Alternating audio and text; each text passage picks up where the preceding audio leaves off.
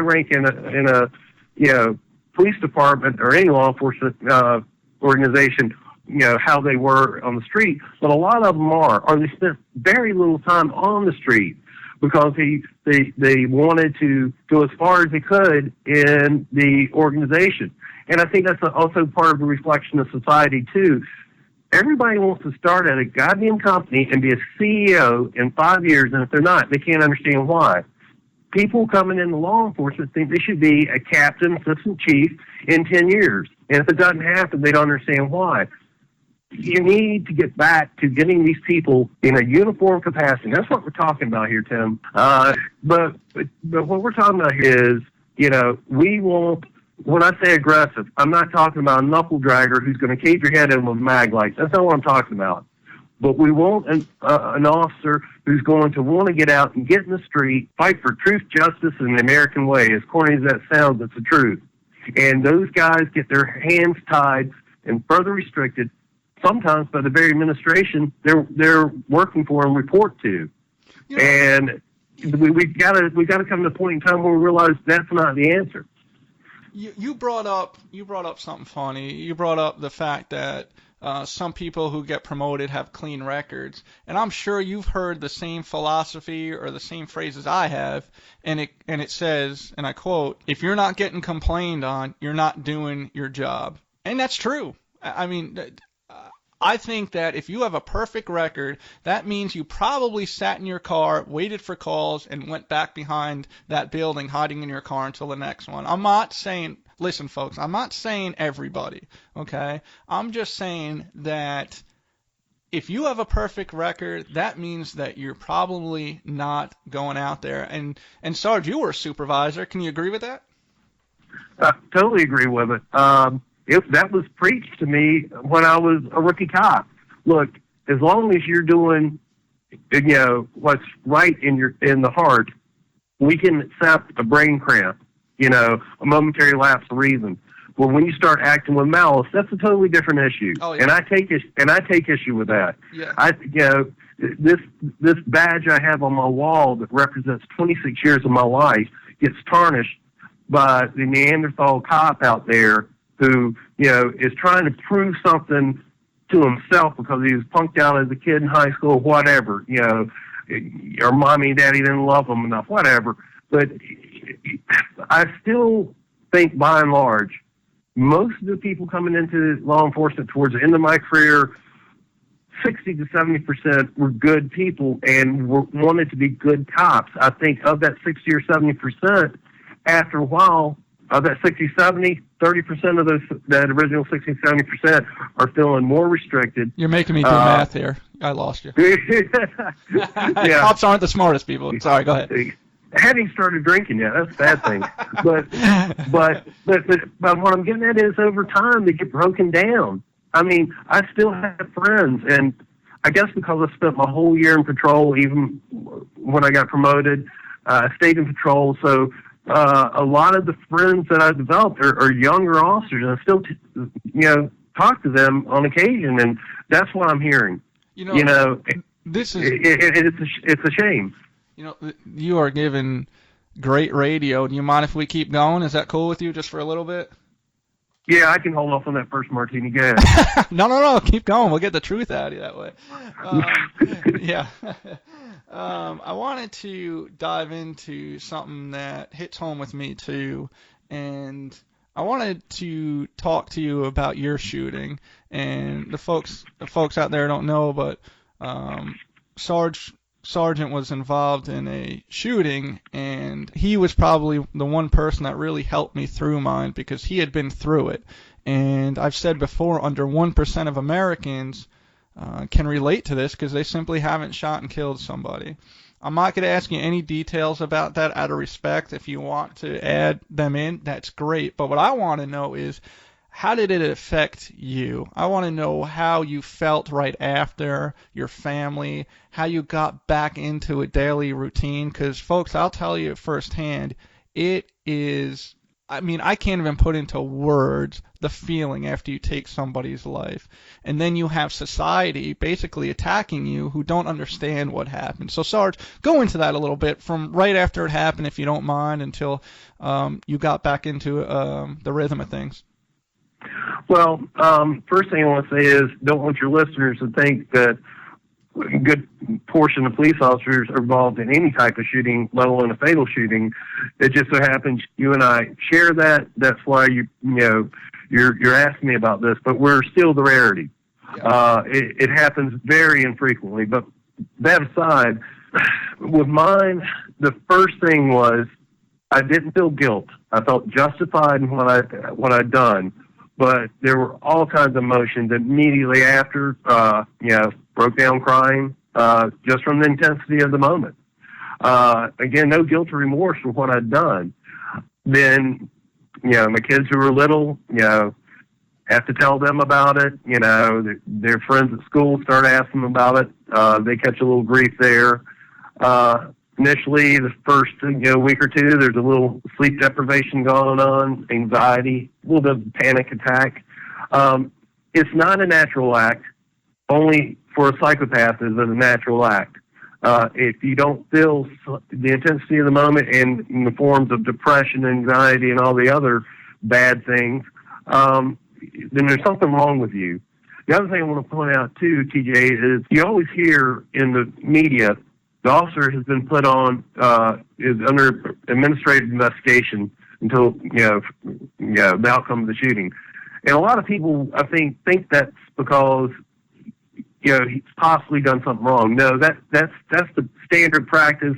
When I came on nationwide in the late 80s, it still holds true today. It is handled as a homicide investigation. I'm glad I don't mean to interrupt, but I'm glad you brought that up for many reasons, because that you can associate that with law enforcement, the problems that we have, in kind of a lot of different ways, because we live in a society now that wants information immediately. When I say immediately, I'm talking about seconds later. If there's a shooting, there could be a Facebook video out there.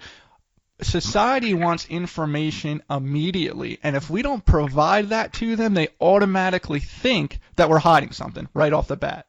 So I'm glad you brought that up, that it is standard procedure to take that officer off the street, obviously for many reasons, and then work out the shooting or whatever the use of force is. So I'm glad you brought that up, but continue with your shooting, man. You're saying some real good stuff. Well, I don't know. With mine, it was a standoff, and leave it at that. It went on for a couple of hours, and local media was there, and I saw it once, never wanted to see it again. Was there was video, you couldn't see the suspect or anything, but you heard the shots being fired, and didn't really want to hear that again. But again, with the media, after my shooting, within, the first week, the local news paper, that is, and some other local publications were calling myself and the other officer involved murderers, and that we need to be removed from law enforcement because we're now killers. We can't be allowed to continue on. The media gives a form to people that have no idea, no clue. And the media claims to be objective. No, actually, when they do these knee-jerk broadcasts, these little snippets, and put out these little, first findings or initial video or audio or something, the media is doing an injustice. That is meant to inflate the situation, sensationalism, and all that. So, media is no fucking, plus here. They're intentionally trying to get the ratings up, and they'll do whatever they have to do, the damn whores. Isn't it's it the truth. I fucking, Sarge, and everyone out there who's listening to my other I hate the media, and I've called them the Antichrist. I think the media is responsible for a lot of what's happened in retaliation of the Ferguson and Staten Island stuff, because, and you and I know firsthand, I mean, we've seen it, fact, that the media will put out a video, clip it, and make us look bad, and they don't even show. I mean, for one, I'm thinking of, Sarge, and tell me if you don't remember this, but we had a chase through, I don't know, it was almost a half a mile chase with one officer, and he finally got to the guy, and they were both so exhausted that the officer was just literally holding on to the guy for dear life, and the guy who was in the officer's arms actually threw a gun away, and somebody actually came over and picked it up, and the officers, yelling, some stuff I don't even want to repeat. But the media takes that video and cuts it down so it looks like the officer, no running, no nothing, just grabs onto the guy, and it looks like he's dancing with them, and they're calling for, racism and brutality, and it's just amazing and that's one out of probably thousands of, I can't even think about how many videos there are out there that the media has made us look bad. It's just not true. We actually did the right thing. Sarge, do you know any other stories or anything like that the media has really, really done us wrong?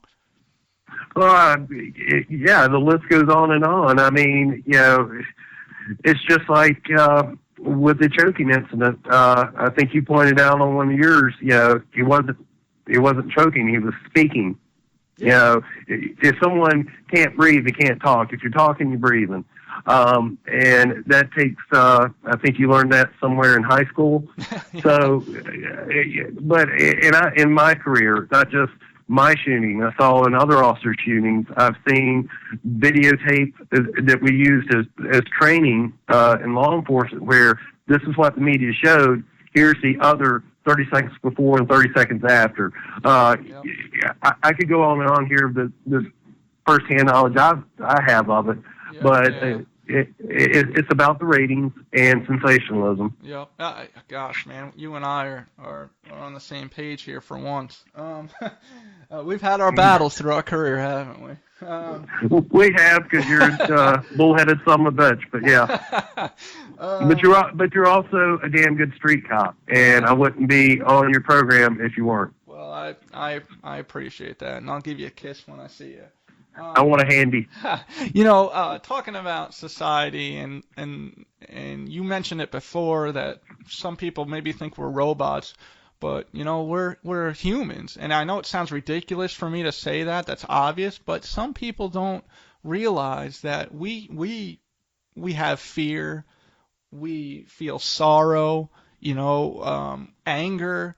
And I remember one call with you, Sarge, and I think it was towards the end of your career, was we walked into an office building and someone said that they couldn't, a wife called actually, I remember, and said they couldn't find their husband, or it was something like that. I'm not going to go into details out of respect for the incident. But when we got up there, we opened the door to the office, and we just see a guy in the chair with his head back, and it was obvious that he had committed suicide. And I'll never forget the smell in the room, because you and I both think that we were in the parking lot when he did it. He saw us, and this person put a gun to his head, and we smelt the gunpowder, so it had just happened. And the hardest part for me, and I'd like to hear your opinion on this, was I looked around the room and then I started to see pictures of his kids and his wife. That hit me to this day. And the reason I bring this up is we feel that. We're not robots.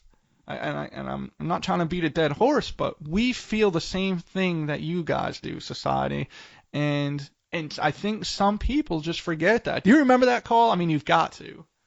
No, I remember it very well. You had a trainee with you at the time. Yeah, that's right. You ended up yelling at some detective for changing the thermostat or something like that. That's right. But yeah, with that call, is that still in your mind? I mean, you must have had so many. I've only had a quarter of what you experienced career-wise. But doesn't that kind of stuff just stick with you? Yeah, it does. And, when I retired, I was asked to stay on as a reservist, and I'm like, nope, no way in hell. I've done my time. Very proud of what I've done. But, yeah, it was time to walk away. As a rookie cop. I was only a couple months out of field training. Unfortunately, there was a very young girl, very young, not even 5, and she had been mutilated and violated and left for dead in the woods. Oh, And that stays with me